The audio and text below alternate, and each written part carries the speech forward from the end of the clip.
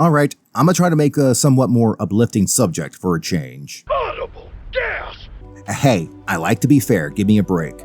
So then, the best narrative value FF14 currently has easily lies with the Dimensional Key, an artifact that's at least hinted to be of Ambertine design, though the chalice portion was invented by members of Preservation. This device apparently has the power to connect worlds and even merge them together. This elaborate wine glass has a lot to offer, if it's handled right. As far back as the end of Shadowbringers, we've all wondered how and when the Scions may be able to revisit the first, or access the other reflections. This key may just be the answer to accessing whole new regions for future expansions, vastly diversifying our adventures. But I'd be lying if I said this was a flawless method. The narrative has been wayward on how and when it's allowed to work, leading to a fair few inconsistencies we haven't yet resolved. We'll also need to explain how the bad guys never got the thing working, but we did in just a few story patches, which in this world isn't a very long stretch of time. There are avenues to explore, of course. It's whether they're utilized or not that remains to be seen. Another problem is where the key is actually allowed to take us. Sure, the other reflections are a great idea, but we've already seen a few of them,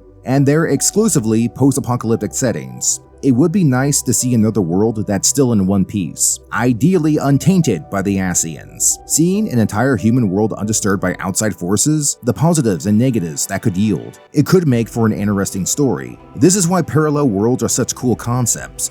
But on the other hand, there is a literal universe right outside our door. And since Endwalker, where we gained a faster-than-light spaceship, we have the unique opportunity to explore those worlds and their potential. And thus far, Square has refused to consider that. Final Fantasy XIV has everything required to launch an entire space adventure storyline. The cosmic exploration stuff with the Luperites does not count. I hate those guys. I mean through MSQ. Imagine how it could turn the whole franchise on its head with a space-faring Final Fantasy game. We have a lot of options on our hands. It would be a shame to waste them.